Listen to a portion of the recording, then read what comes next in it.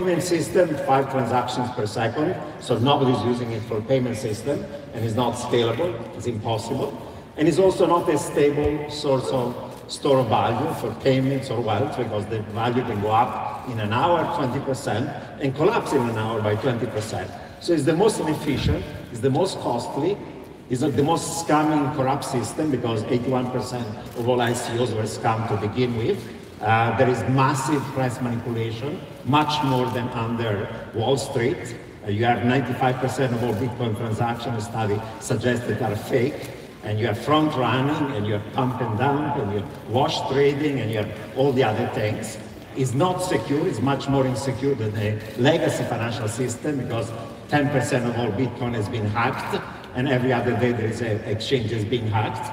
And the ideology is one of decentralization, but there is no decentralization. The miners, the ownership of this stuff, the centralized exchange is all centralized, but it's nice meat for those who believe that you can become rich overnight. It gives a chance to everybody to become rich overnight to create another shitcoin. And that's what we believe in. So it was a parody of the legacy system, but much worse than it. And for a while it was successful, and you have bigger boom and bubble and bust and crash than you do in the legacy financial system. So that's why I created it. People took it seriously. It was not the intention. It was a parody of the system, but it worked well. Fantastic. Thank you very much indeed. You heard it here first. So Vitalik, I saw you kind of twitching a little bit at some of those comments. So for me, I'd like to understand the fundamental value of crypto. It's great for buying drugs. Just last night, we were discussing a scheme where you can have drugs delivered to your house by drone and paid for, of course, by cryptocurrencies. This is truly the 4th industrial revolution, and some say it's the start of the singularity. So aside from buying drugs, Vitalik, can you summarize the value of cryptocurrencies and why that's important? Sure. So I guess starting from censorship resistance, because that's the kind of first thing that people mention and people love to mention. It's really important, and I think people don't realize that quote drugs and kind of in the US, for example, there's been this kind of growing epidemic of corporate censorship, and often corporate censorship with kind of shadowy involvement from government actors in some cases. So there was something called Operation Chokepoint in 2014, where the so there are instances of things like this happening, and especially as there's been this kind of concern of sectors of the economy becoming more monopolized, there is a lot of power that we're putting in by corporate actors, and they are going to be trying to insert their ideology into things and censor things. So I think there's that entire whole aspect of censorship resistance that I think should not be forgotten. But even aside from that, I personally have used cryptocurrencies to make payments, for example, just make payments to Ethereum Foundation contractors all over the world. I personally, Andreas mentioned that at some point we're going to hit parity. For this particular wait 3 to 5 days for a wire transfer, just ask them for an ETH address, they give you an ETH address, you send the money, and you can pay a contractor in 30 seconds. And I've done it, and at least personally for me, it's been great. Also, for international payments in general, traditional legacy financial systems, there are a lot of real inefficiencies there, and I think there's reasons to expect many of those inefficiencies to continue. And cryptocurrency just practically does have genuine conveniences to it. Now, I do think it's the case that a lot of those conveniences are kind of stronger for people who just engage in activities that are more kind of unconventional. So definitely kind of not the experience of a lot of kind of more mainstream people, which is why I think there's this kind of disconnect where some people see why it's really valuable, other people just think, what the hell, it's completely useless. But I do think that over time, as it became easier for people in the world to kind of have access to different kinds of even traditional assets, and then at some point we can start moving to a non-financial applications, kind of blockchain applications other than cryptocurrency, which is this other big story that I think has been happening and is going to start happening soon. Perfect, thank you. Did you want to touch on one of Vitalik's comments? Yeah, I think there's a bit of a myth that Bitcoin and crypto was cracked and so on, because while it's much more easy actually to find who's behind a certain wallet, than a shady banking system where transaction occurs through tons of layers. That's why I don't think the actual crypto applications in payments for criminal activity is going to be the future of it. A lot of it is cracking down. And the reality is that since it's not anonymous, and yeah, there are some cryptocurrencies that claim they're going to be fully anonymous like Monero, but even Steve Mnuchin, who is the Secretary of Treasury of the United States, and he's not a communist, he said we cannot allow crypto to become the next Swiss bank account, and therefore there is a KYC, there's AML. In the exchanges, everybody's going to have to declare their assets so that you can monitor, you can have a tax audit and so on. The reality is that this space is not going to be anonymous, and even in countries like Argentina or Venezuela, if you have a kleptocratic government that wants to take over your wealth, you're going to make sure that all that stuff is registered, and if they want to tax you or expropriate your crypto wealth, they're going to do it as well as in the legacy financial system. So I think there's this myth about censorship resistance, but in reality, no G20 government, no other government around the world is going to allow full anonymity. You'll have to register stuff, and there are good reasons. There are tax evaders, there are criminals, there are human traffickers, there is so on, and therefore all of this space is going to be monitored. So this hope that everything is anonymous actually is not true, and is not censorship resistant. And even in countries that are these expropriating kleptocratic dictators, they're going to go after your crypto wealth the same way they go after your bank wealth. It's a myth you're going to be able to protect yourself. It's not going to happen. So you were both part of migratory families. Vitalik, you're Russian, Canada. Roubini, you lived in Iran, Turkey, and Israel when you were younger. So both of you, can you agree that wouldn't a store of value, even if it did go up and down a little bit in value, wouldn't you value something which you could take with you, something that was undetectable, unconfiscatable, and you could remove it from oppressive regimes without fear of it being confiscated? Yeah, and I definitely think there's value to something like that existing. I'm not definitely not the sort of person that wants kind of crypto, like all activity in the world to kind of be running on crypto, but I think there's definitely an important niche for things like that to exist. And in terms of the anonymity thing, so what we saw the first generation blockchains where, you're right, people had addresses, kind of pseudonyms, and you could see money moving from one account to another. But then we've had the next generations, we've got zero knowledge proofs and things like that. The Wimble protocol, so new cryptocurrencies, which make it a lot harder to detect where the money's moving, to obfuscate the transactions. There's some sort of cold war between the cryptographers and law enforcement. Vitalik, can you comment on what's going on? Yeah, I've looked at and written blog posts about the technology behind Zcash, ZK snarks myself, and it's legitimately really cool. And I mean, I definitely have a strong intuition that its privacy is very powerful, and I think if it breaks, it's more likely to break in the soundness direction. So breaking by by people being able to make fake proofs. I think the privacy does have a quite low probability of breaking. I think there definitely is this kind of technological kind of cold war between people trying to evade systems of control and people trying to create them, but that's also a story that's way bigger than just the internet and cryptography and cryptocurrency. You have things, you have the internet, then you have national restrictions on websites popping up, then you have VPNs to get around those. There's the whole story around file sharing, and then offline there's this kind of trend which I think really unfortunately is going purely in the direction of decreasing privacy, which is surveillance cameras popping up everywhere, to the point where offline kind of resisting authority is just going to continue becoming more and more difficult. And so David Friedman, Milton's son, this kind of wonderful character, wrote this book called Future Imperfect, and one of the predictions he made is that kind of privacy offline is just going to get harder and harder, but privacy online that's the kind of different kind of battlefield where just because the kind of rules of the game are different, privacy is actually possibly going to get easier over time. And so that could just be the thing that society needs as a compromise. And this is a society that you want to see, Nouriel? Well, I think there are good reasons why governments, from G20 to emerging markets, want to avoid a variety of activities that are socially nefarious. There's already a huge amount of international capital mobilities, and every year government lose hundreds of billions of dollars of revenue because they cannot tax capital.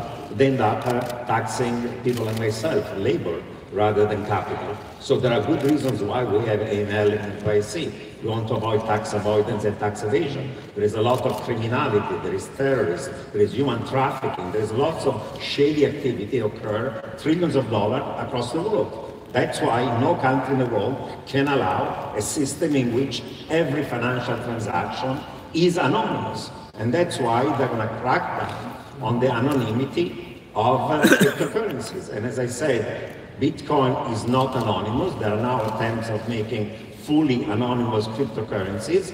That's not going to pass. There is no legitimate government in the world, not among advanced economies, not among emerging markets, who can allow crypto to become the next Swiss bank account, not even in the United States. And that's not going to be allowed, and there are lots of good social reasons why we want to crack down on those criminal or socially not reputable activities. That's the logic of having sovereign states. Now, if you believe in an anarchic system, you can believe in your decentralized, anarcho-capitalist or libertarian system, is not going to fly. There's no legitimate government going to accept that, and they're going to crack down on it, whether you like it or not. There are good reasons why they're going to crack down on it, really. And I think, otherwise, we're going back to a system of total anarchy. And I think it's there's definitely a bit of a misconception, I would say, among both proponents and opponents of kind of the privacy and more crypto-anarchic side of crypto, which is that, like, even if we assume that total privacy of crypto financial transactions becomes possible, that will lead to this kind of crypto-anarchic, like, utopia or dystopia, depending on what your leanings are. I think, like, in practice, right, and people get caught for tax evasion, like, very often not because their bank accounts get searched. They get caught because they report $20,000 of income on their tax returns, but they have 5 mansions and a private jet. They get caught because corporations still ultimately get audited every year. They get caught because if their economic interactions have counterparties and their counterparties can rat them out, and if these transactions happen on blockchains, those counterparties can potentially be subpoenaed and be required to provide cryptographic proofs that some transaction happened. I also even think that there's opportunities with the kind of powers of cryptography to improve things like privacy-preserving tax compliance, for example. So, like, one kind of setup that you might imagine happening is if, like, let's say, for example, you have a store in the real world, and the store is selling cookies, and they need to pay 10% sales tax.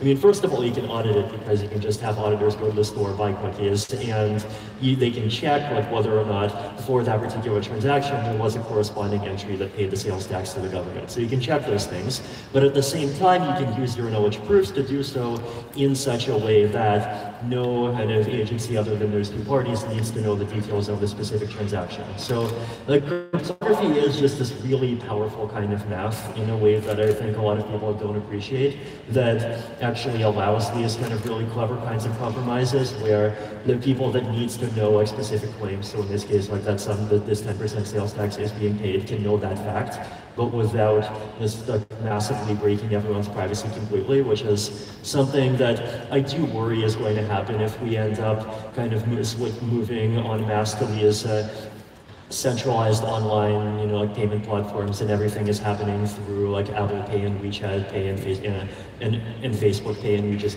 have these information gathering choke points. Cool, thank you. And we already have this in PTK already. So tax coin, PTK. PTK tax coin. So I want to move away from anonymity and talk about centralization. So Nouriel, in the Lubin debate, which I was watching last night, you mentioned that cryptocurrencies are centralized: the mining, the exchanges, the developers. And regarding Vitalik, you used the phrase benevolent dictator, which is awesome. Who has power to undo the blockchain, for example, in the case of the DAO hack. And it sounds like romance is in the air. Do you want to discuss this face to face? Well, I think one of the most important contributions Vitalik has made to this space is his famous trilemma that says you cannot have at the same time scalability, decentralization, and security. And what has happened actually is that while there is this myth of decentralization, first of all, as we know, currently any type of transactions on crypto is not much scalable. You know, you can do 5 transactions with Bitcoin, maybe 7 to 10 with ethereum. These can do per second, so it's not scalable. And the reality is the only solution, in my view, that will lead to scalability are going to imply some significant degree of centralization, because if it's fully decentralized, by definition, you can have hundreds of thousands of computers, including mine, including every transaction that is there on the blockchain, so it's not scalable definition. But the reality is that this system that was supposed to be decentralization is totally centralized. There is massive centralization among the miners. It's becoming an oligopoly because there are economies of scale into mining. And that leads actually to severe problems of various sorts, 51% attacks, or having fees that are much more than under competitive equilibrium when you have an oligopoly. You have massive centralization of exchanges. You know, these DEXs, nobody's using them. 99% of all transactions occur on centralized exchanges, and every other day one of them is being hacked, and when it's hacked, your money is gone forever.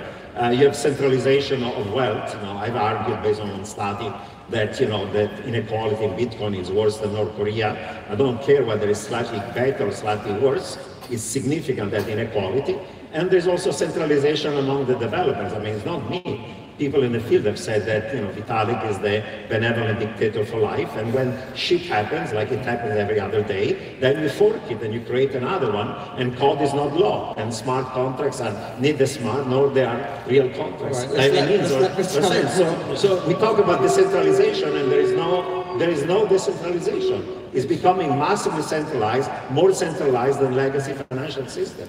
It's a joke, it's a myth. Okay, there's so much you can talk about. Yeah, I mean, I guess, like, first of all, just like one point on statistics, and I actually looked up the numbers about this North Korea thing a while back, and like basically the idea is that North Korea's income Gini coefficient is 0.88, Bitcoin's Gini coefficient, Bitcoin's wealth Gini coefficient, so the distribution of holdings was 0.88, but income Gini coefficients are always much lower than wealth Gini coefficient. So for example, in the United States, the income Gini is about 0.42, the wealth Gini is 0.8, and in North Korea, the wealth Gini is about 0.95.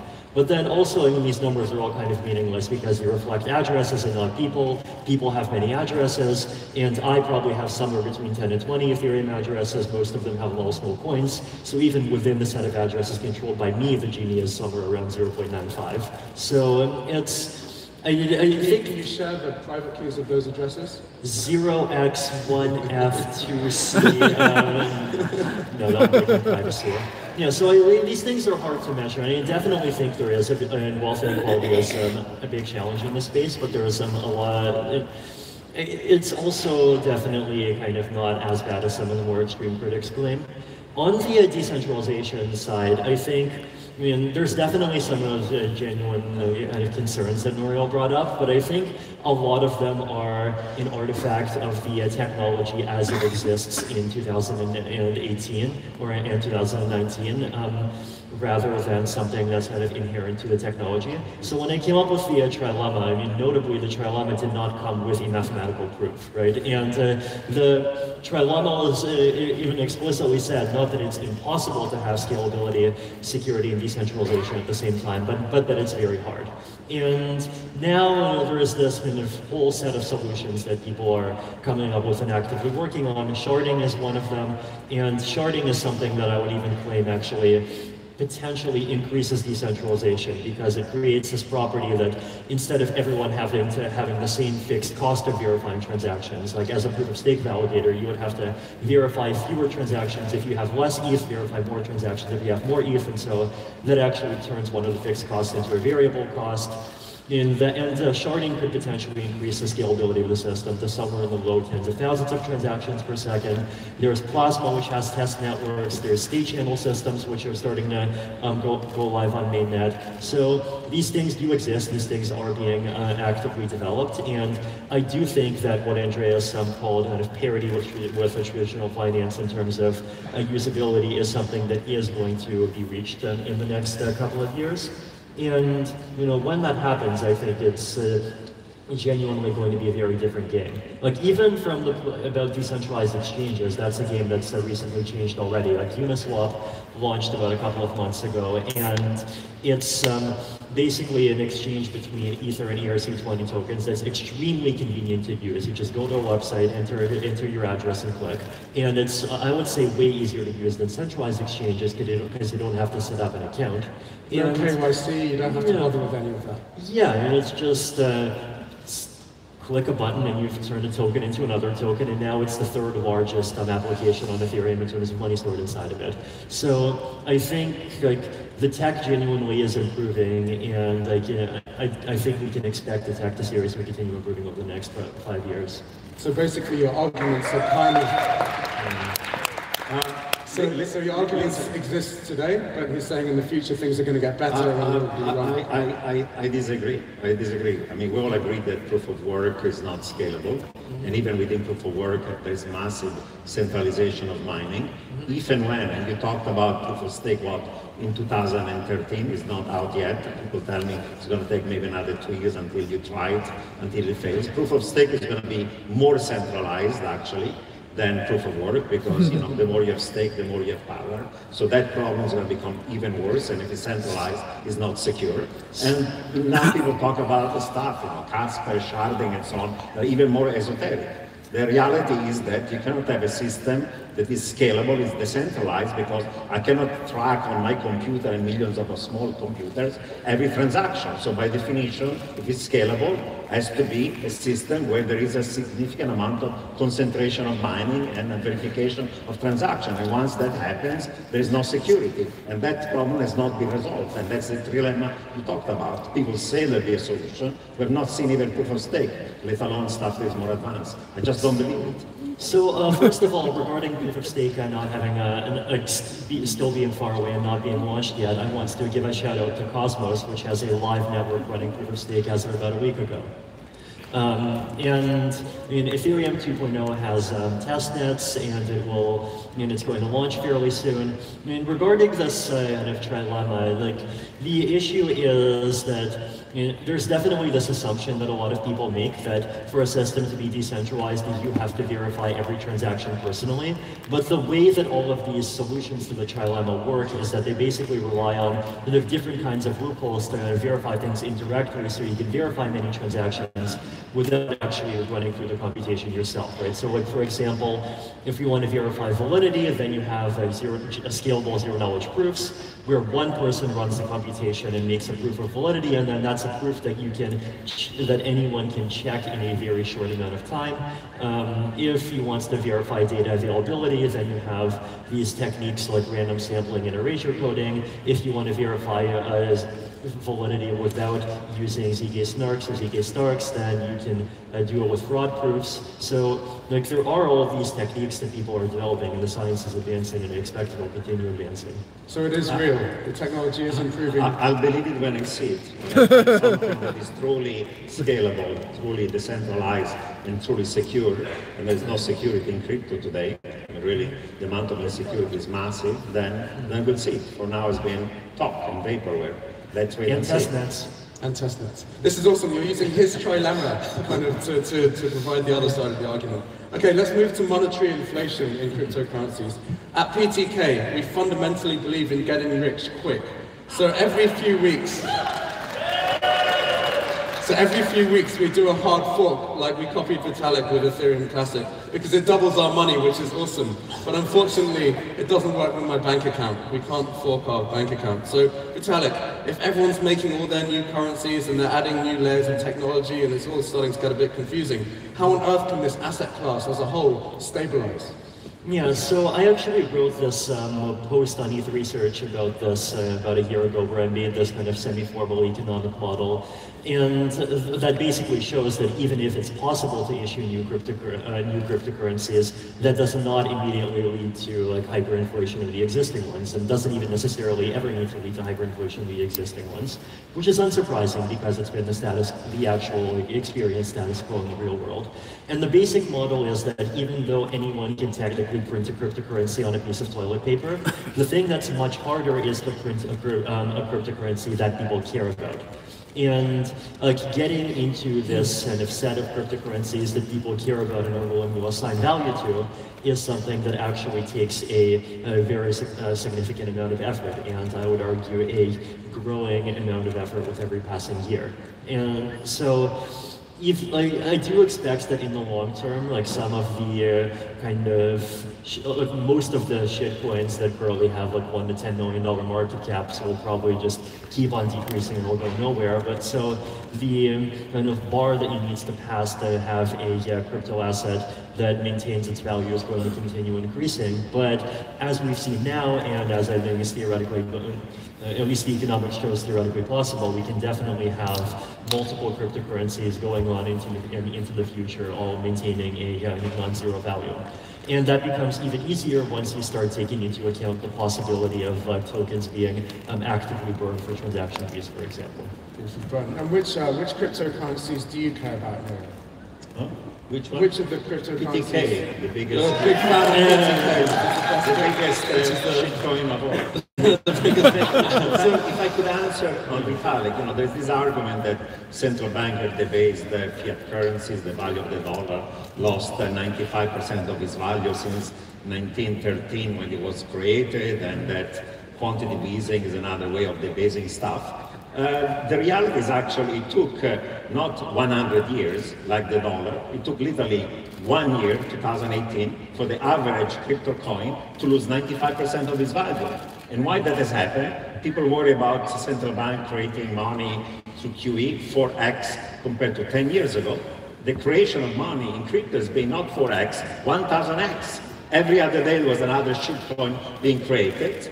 You don't even know what are the rules for creating this money supply at will. One after the other, we created a massive bubble, and now there's collapse. Bitcoin lost what, 85% of its value last year. The other top 10, including Ethereum, lost 90% plus, and the average shitcoin lost 95 to 99% of its value. So what has taken 100 years for the Fed to do, they've done it in 1 year. Exactly. In 1 year. And in 99, it's much more efficient way of debasing currency and printing money at will, 1000K X rather than 4X. And so on. And the reality is in 99% of countries in the world today, the problem is not of having too much inflation.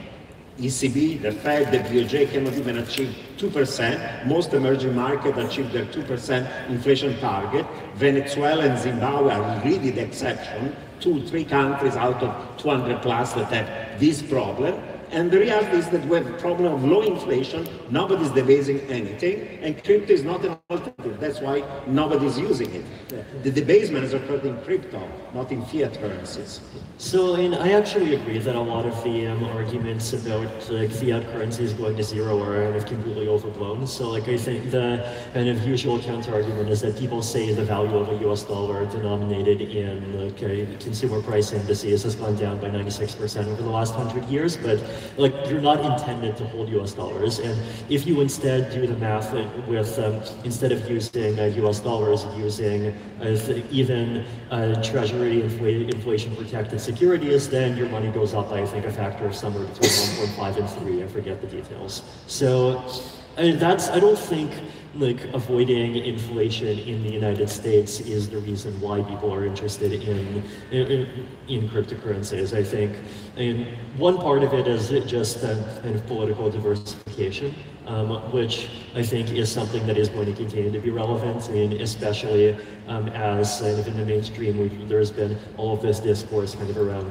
the fracturing of the liberal world order and so forth. I think political risk is something that is going to continue to be a part of people's lives, and is something that people are going to continue wanting to protect themselves against. Regarding just cryptocurrencies dropping in value much more quickly, I agree that happened, though as of 2 days ago, the statistics are that Bitcoin dropped by 75% and Ether by 87%. But the thing is, first of all, these are early stage assets, and over time, we can definitely expect the volatility to kind of decrease somewhat, but then also not too much, right? Because things like gold in the stock market are also continue to be pretty volatile, for example. So, I definitely do not advocate, for example, Bitcoin and Ether, becoming the world's unit of account, because like I've read the economic arguments, and like there's a lot of legitimacy to this idea that if you have a volatile unit of account, then it just becomes harder for people to make long-term plans, and people would have to just keep on adjusting prices more frequently, and that could lead to much less economic growth and kind of unemployment. Stop agreeing with each other. I'm trying to. Yeah, I think no, like the value, there are ways to have cryptocurrencies that are more price stable, like MakerDAO, for example, being like one example. I just think the value of cryptocurrencies in the short term it's definitely not a kind of drop-in replace take over the world thing. It is a more niche tool, but it's something that is still valuable as a medium of exchange, as a way of making international payments. The blockchain itself as a way of making these different kinds of smart contract applications, even all of these non-financial use cases of the blockchain. So I personally see the value more in that than in replacing fiat currencies. So why don't we explore that a little bit? So I heard a rumor on Twitter, which is where I get my news from, that the International Monetary Fund, the IMF, is adding Bitcoin, Ethereum Classic, Pitch Token, PTK, and Tron, but not BCH, to their SDR basket, their special drawing rights, which is a basket of the most used currencies in the world. If this rumor were true, what impact would it have? And would any central bank ever hold bags of cryptocurrencies? Well, of course, that's a joke. And no central bank is thinking about holding cryptocurrencies as a reserve asset. What central banks are talking about, and there's a discussion in a central banking community whether to have a central bank digital currency. And as soon as there are these news about it, the people in crypto get excited and see it's becoming mainstream. Even central bank gonna replace cash with a central bank digital currency. But if you look carefully what they want to do, if and when they're going to do it, it's not going to be on the blockchain, it's not going to be crypto. Today, the financial system is such that only banks have access to the balance sheet of the Fed, for example, in the US. So if you're a private individual or corporation, you have to use the banking system and deposit to make those transactions, either checks or wire or you name it. Suppose you have the central bank digital currency, every individual, every corporation, not just bank, will have access to the central bank balance sheet, and therefore transactions become instantaneous, they're free, they're costless, they're efficient, and that replaces not only completely cryptocurrencies that are not a means of payment today, but also replaces bank deposits as an alternative, and that replaces also some of these digital kind of payment system, the Venmo, PayPal, Alipay of the world. So if and when they're going to decide to do so, it's not going to be on the blockchain, it's going to be on a single ledger, it's going to be secure, it's going to be with no transaction, and it's going to displace everything else. But it's not a blockchain or it's not a cryptocurrency. It's something very, very different. It has many important implications for the financial stability of the economy and so on, but it's not crypto. So that's what central banks are talking about. No central banks would hold crypto. Vitalik? And I actually think the concept of central bank digital currency is like really cool, and I think there's definitely a lot of positive impacts that can come out of disintermediating banks. And along with that, though, the one that I'm possibly worried about is that with a kind of CBDC designed naively, you basically have the government having access to everyone's transaction data by default. Whereas in the current system, the intermediation, like even though it creates kind of points of rent seeking, it also creates a kind of points of friction for data collection.